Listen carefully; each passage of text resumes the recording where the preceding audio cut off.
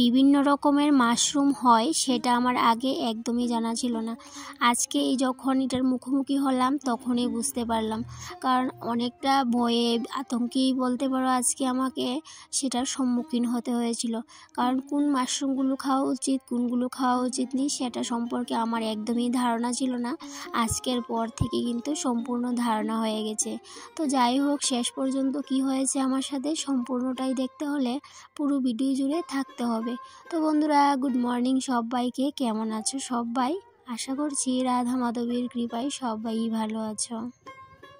আজকে অনেক দিন বাদেই বলতে পারো ঘুম থেকে ভোর উঠলাম। প্রত্যেক দিনের ভোরের রুটিনে যে কাজগুলো থাকে সব কাজ কিন্তু কমপ্লিট করে নিয়েছি, সেই সাথে রান্নাটাও কমপ্লিট। 6টার সময় রান্নাটা বসিয়েছিলাম, 7টার মধ্যে সমস্ত রান্নাবান্না করে নিয়েছি। সকাল সকাল রান্না করারও কিন্তু একটা উদ্দেশ্য আছে, তবে অন্যদিন রাতের ভাত আর যে কোনো একটা তরকারি থাকলে আমাকে আর এত সকাল সকাল উঠে রান্নাটা করতে হয় না। কিন্তু যেহেতু কালকে রাতের ভাত তরকারি কোনোটাই ছিল না, সেই জন্য আজকে সকাল করে উঠে রান্নাটা করে নিতে হয়েছে। যেহেতু 7:30টার ভিতরে ছেলে হাজব্যান্ড খেয়ে বেরিয়ে যাবে, সেই জন্য ওরা বেরিয়ে যাওয়ার পর স্পেশাল করে একটু চা করে নিয়েছিলাম নিজের জন্য। তবে অন্যদিন ইন্ডাকশনে চাটা করি, কিন্তু আজকে আর কারেন্ট ছিল না বলে গ্যাসের মধ্যেই চাটা আমাকে করতে হয়েছিল। আগের দিন রাতের বেলা ধনে আর পালং বীজগুলোকে ভিজিয়ে রেখেছিলাম, সেগুলোকে এখন ছেঁকে নিচ্ছি। পালং বীজগুলো আজকেই ফেলে দেব, আর ধনিয়া বীজগুলো এইভাবে করে 3-4 দিন রেখে দেব বেঁধে, যাতে করে অঙ্কুর ফুটে আর তখন লাগানোর পর যাতে চট করে কিন্তু সেগুলো বড় হয়ে যায়। তো যাই হোক, এদিকে দেখো পুটলিটা রেডি করে নিয়েছি, 2-1 দিন এইভাবে করে রেখে দেব। আর এদিকে পালংয়ের সিডসগুলো কিন্তু আমি কিনে আনিনি, ওই যে সেদিনকে ফ্লাওয়ারের সিডসগুলোর সাথে ফ্রি পেয়েছিলাম, একটা সানফ্লাওয়ারের সিডসের প্যাকেট আর একটা পালংয়ের সিডসের প্যাকেট। সেই প্যাকেটটাই কিন্তু ভিজিয়ে রেখেছি, জানি না গাছগুলো হবে কি না। সকালের কাজ বাজ যেহেতু শেষ, এখন ভাবছিলাম স্নান করে নেব। আর এদিকে দেখো, স্নানে যাওয়ার আগে হঠাৎই নজর পড়লো আমাদের এখানে রান্নাঘরের পাশে যে নারকেল গাছটা আছে, কিছুদিন আগে না গাছটা কি বলবো একদম শুকিয়ে গেছে, উলু ধরেছে নিচটাতে, তাই জন্য কিন্তু গাছটা মরে গেছে। তারপরে এই গাছটার মধ্যে আজকে সকালে দেখি এইভাবে করে কয়েকটা মাশরুম উঠেছে, তো দেখতে অবিকল মাশরুমের মতো। তো আগের দিনও উঠেছিল 2-1টা, তো সেটা কিন্তু আমি অতটাও খেয়াল করিনি। আজকে দেখি অনেকগুলো উঠেছে, এদিকে উপরের সাইডে উঠেছে অনেকগুলো, আর ভিতরেও কিন্তু অনেকগুলো উঠেছে, সেগুলো আর তোমাদের সাথে শেয়ার করিনি।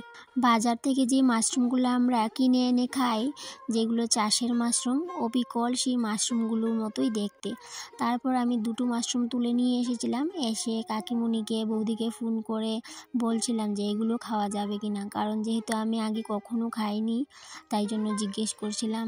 আমরা যতটাও না চিনি, পাহাড়িরা কিন্তু তার থেকে বেশি চিনে মাশরুম, যেহেতু তারা বনে জঙ্গলের মাশরুম তুলে খায়। সেই জন্য বৌদি একজন পাহাড়িকে দেখিয়েছিল ছবিটা, যে ছবিটা আমি বৌদিকে পাঠিয়েছিলাম।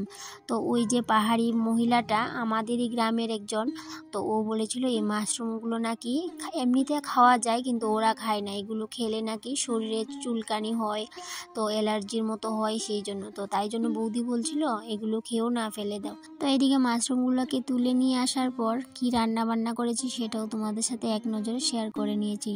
এই যে এদিকে পটল ভাজা, আর এদিকে করেছি ডিম ঝোল, হালকা করে পটল আলু দিয়ে ডিমের ঝোল করেছিলাম। প্রথমে ভেবেছিলাম মাশরুমগুলোকে ফেলে দেব, পরে ভাবলাম যা হবার হবে, মাশরুমগুলো ফেলবো না, রান্না করব। মনের মধ্যে বলতে পারো অনেকটা ভয় নিয়েই মাশরুমগুলোকে বেছে পরিষ্কার করে কেটে নিয়েছিলাম। যেহেতু ডিসাইড করে নিয়েছি রান্না করব, তাই জন্য সেগুলোকে কেটে ধুয়ে পরিষ্কার করে ঘরে রেখে আসলাম। আর এদিকে আমি স্নানটা সেরে নিয়েছি, যেহেতু রান্নাবান্নাও শেষ, এখন আর মাশরুমগুলোকে রান্না করব না। আরও কয়েকজনকে জিজ্ঞেস করার প্ল্যান ছিল, পরে অবশ্য প্ল্যানটা একটু চেঞ্জ করে নিয়েছিলাম, কারণ হঠাৎই মাথায় আইডিয়া এলো যে গুগলে সার্চ করে দেখব যে এই মাশরুমগুলো খাওয়া যায় কিনা। এদিকে রান্না করে কয়েকটা বাসন ছিল এই দিকটায়, সেগুলো আর মাজা হয়নি। তো কাপড় ধোয়ার সময় এসে দেখি বাসন কটা ট্যাঙ্কিতেই পড়ে আছে, তাই জন্য ভাবলাম কাপড় ধোয়ার আগে বাসনগুলোকে মেজে নিই। কাপড়ে সার্ফ দিয়ে এদিকে বাসন কটা নিয়ে বসলাম, বাসনগুলো মেজে কাপড়গুলো ধুয়ে তারপরে আবার রান্নাঘরে চলে যাব, রান্নাঘরে মাশরুমটা রান্না করার জন্য। আর রান্না করার আগে গুগলে সার্চ করে নেব, সেটাই কিন্তু মনে মনে প্ল্যান করে নিয়েছিলাম। কারণ হঠাৎই আমার মনে হয়েছিল, আমি কিছুদিন আগে এই যে ফেসবুক ফেসবুকের মধ্যে একটা দেখেছিলাম পোস্ট যে মাশরুম খেয়ে নাকি অনেকেই অসুস্থ হয়ে গেছে, সেই জন্যই বলতে পারো মনের মধ্যে আরও অনেকটা ভয় কাজ করছিল। তবে মাশরুমগুলো একদম কিন্তু বাজারে যে চাষের মাশরুমগুলো আমরা কিনতে পাই সেগুলোর মতো দেখতে, তাই জন্য ভাবলাম এগুলো ফেলে দেওয়ার আগে গুগলে সার্চ করে নেব। তো যাই হোক, সবার কাছ থেকে তো জিজ্ঞেস করে নিয়েছিলাম, সবাই তো না করেছিল, কিন্তু মাকে যখন জিজ্ঞেস করলাম মা কিন্তু বলছিল খাওয়া যেতেই পারে, যেহেতু এগুলো প্রাকৃতিক গাছের মধ্যে হয়েছে। তখন কিন্তু মনের মধ্যে বলতে পারে আরও অনেকটা সাহস পেয়েছি, আর ভাবলাম এই যে কাপড়গুলোকে রোদে দিয়ে তারপর গিয়ে গুগলে সার্চ করব। তারপর গতকাল কি হয়েছে বলো তো, পায়ে এতটা হোঁচট খেয়েছি, একটা পায়ের আঙ্গুলের নখ বলতে পারে উঠেই গেছে। তো সেই নখটা নিয়ে না এই দুটো দিন ধরে এই আঙ্গুলটা নিয়ে এত কষ্ট পাচ্ছিলাম, জানি না এই ভগবান এই 1 সপ্তাহ ধরে আমার সাথে কী ঘটাচ্ছে। তো অনেকটাই কি বলবো ব্লাড গেছে পায়ে থেকে। তো তারপর ওষুধ নিয়ে আসলো হাজব্যান্ড। এখন কিন্তু এই যে এটাকে সারাক্ষণ বেঁধে রাখতে হয়। তো স্নান করার সময় কিন্তু প্লাস্টিক বেঁধে রেখেছিলাম, এখন প্লাস্টিকটাকে তুলে ফেলে দিয়েছি। তো যাই হোক, এখন ওষুধ লাগিয়ে আবার চলে আসলাম রান্নাঘরে। আর এই দেখো মাশরুমগুলোকে কেটে আমি জলের মধ্যে সেগুলোকে ভিজিয়ে রেখে গিয়েছিলাম, যেহেতু এগুলোর মধ্যে অনেকটাই ময়লা ছিল। আর দেখো দেখতে কতটা সুন্দর, একদম কিন্তু আমরা বাজার থেকে যে মাশরুমগুলো কিনে আনি এগুলোর মতো, তাই জন্য কিন্তু আরও ফেলতে ইচ্ছে করছিল না। এদিকে ভালো করে এখন ধুয়ে নিয়ে নিচ্ছে মাশরুমগুলোকে। তবে ভাবছি এখন রান্না করব নাকি রাতে রান্না করব, যেহেতু তরকারি সবজি তারপর ডালও আছে ফ্রিজে, সেই জন্য। তবে অবশ্য মতটা হঠাৎ করেই পাল্টে নিয়েছিলাম, তো এখন কেটে ধুয়ে রেখে দেবো, রাতের বেলায় রান্না করব, যেহেতু তরকারি পাতি সবজি সমস্ত কিছুই আছে। তারপরেও কিন্তু মনের মধ্যে সংশয়টা থেকেই গেছে। গুগলে কিন্তু আমি সার্চ করে নিয়েছিলাম ছবি দিয়ে, তো সেগুলো খেলে কি হয় বা এই মাশরুমগুলোর নাম কি সমস্ত কিছুই কিন্তু আমি সার্চ করে পেয়ে গেছিলাম। আর কিছুটা বলতে পারো সংশয় কেটেছে, যেহেতু মা বলেছে সগুগলে সার্চ করে নিয়েছি। তারপরও মনের মধ্যে কেন জানি না একটা ভয় আমার কাজ করছে, বইয়ে আতঙ্কেই বলতে পারো আমি রান্নাটা করছি। এখন হচ্ছে সন্ধ্যাবেলায় আমি রান্নাটা করছিলাম।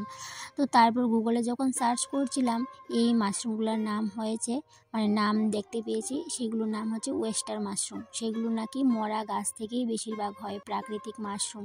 এই মাশরুমগুলো নাকি খাওয়া যায়, আর এই মাশরুমগুলো দিয়ে অনেক রকম কিন্তু রেসিপি করা যায়, স্যুপ করা যায়, মাংসের মতো করে রান্না করা যায়। তবে এই ওয়েস্টার মাশরুমগুলোর অনেক গুণাবলী রয়েছে, যেগুলো তোমাদের সাথে আমি বলে কয়ে একদমই শেষ করতে পারবো না, যেগুলো আমি গুগলে সার্চ করে দেখতে পেয়েছি। তো যাই হোক, আজকে আমি মাশরুমগুলোকে মাংসের মতো করেই রান্না করব। যে মাশরুমগুলো আমরা বাজার থেকে নিয়ে আসি যেভাবে রান্না করি আমি ঠিক একইভাবে রান্না করব। তো রান্নার পদ্ধতিটা আর তোমাদের সাথে শেয়ার করলাম না। তোমরা যদি কেউ রান্নার পদ্ধতিটা দেখতে চাও তবে অবশ্যই আমাকে কমেন্ট করতে পারো। আমি নেক্সট ব্লগে তোমাদের সাথে আমি মাশরুম রান্না করে এই যে রেসিপিটা দেখাবো। বিশ্বাস করবে না, এতটা ভালো হয়েছিল তরকারিটা, কি বলবো তোমাদের। তো যাই হোক, এদিকে বয়ে তো রাতের বেলায় মাশরুম তরকারিটা খেয়েছিলাম, আর খাওয়ার পরে না আমার আরও একটা বিশাল অবস্থা খারাপ হয়ে গেছিলো। ওই যে বলে না ভয়ে কিন্তু কোনো কিছুই খেতে নেই। হাজব্যান্ড অবশ্য আমাকে বলেছিল ভয় করে কিন্তু তুমি খাবে না, তো আমি তো ভয় করে খেয়েছিলাম। তারপর রাতে যখন ঘুমাতে গিয়েছিলাম কি বলবো, এতটা শরীর খারাপ হচ্ছিল, সেটা কি মাশরুম খেয়ে নাকি এমনিতেই হচ্ছিলো আমি বুঝতে পারছিলাম না। একদম কি বলবো, মাথা টাথা ঘুরাচ্ছে, গলা শুকিয়ে আসছে। তো আর আমার মনের মধ্যে এতটা ভয় কাজ করছিল, মনে হচ্ছিল কি পরের দিনে সকালটা মনে হয় আমি আর দেখতে পাবো না। তো যাই হোক, এই সংশয়টাও কিন্তু আমি কাটিয়ে উঠতে পেরেছিলাম। এখন কিন্তু বেশ ভালোভাবে বুঝতে পারছি এই মাশরুমগুলো খাওয়া যায়, যেগুলো গাছের মধ্যে হয়। মাশরুম ঘরে আনলে আমি এভাবে করেই রান্নাটা করি। তোমরা কে কীভাবে মাশরুম রান্না করো অবশ্যই শেয়ার করো। এদিকে রাতে রুটি খাওয়ার প্ল্যান আজকে, তাই জন্য রুটি করে নিচ্ছি। আর এতদিন পর্যন্ত ঘরে ছিল না আটা, আর আজকে যেহেতু সন্ধেবেলায় আটাগুলো এনেছে, তাই জন্য একটু যে আজকে যতটুকু রুটি করব সেই অনুযায়ী আটাগুলোকে চেলে নিচ্ছিলাম। আর বাকিগুলো কালকে রোদে দিয়ে তারপর চেলে একবারে বয়াম ভর্তি করে রাখবো। কোনো মাসে কাজের ব্যস্ততার জন্য রুটি বেশি খাওয়া হয় না, আর তখনই আটাগুলো নষ্ট হয়ে যাবার ভয়টাও বেশি থাকে। তাই জন্য আমি কি করি বলো তো, ভালো করে কয়েকটা টাটকা রোদ লাগিয়ে তারপর কিন্তু আটাগুলোকে কৌটা ভর্তি করে রাখি, যাতে করে অনেক দিন পর্যন্ত রাখা যায়। বিয়ের পর প্রথম যখন রুটি করতাম তখন রুটিগুলো অনেকটাই কিন্তু শক্ত হয়ে যেত। তো বুঝতে পারতাম না গরম জল দিয়ে কায় করো কেন এমন অবস্থা হয়। কিন্তু এখন করতে করতে কিন্তু এই যে এখন রুটিগুলো আর একদমই শক্ত হয় না। যে টাটকা গরম জলটা সঙ্গে সঙ্গে নামিয়ে যদি আমরা আটাটাকে গুলি তাহলে কিন্তু রুটিগুলো একদমই নরম হয় আর খুব সুন্দর ফুলে। তাহলে বন্ধুরা আজকে এই পর্যন্তই রইল, আবারও দেখা হবে পরবর্তী কোনো একটা ব্লগে। টাটা।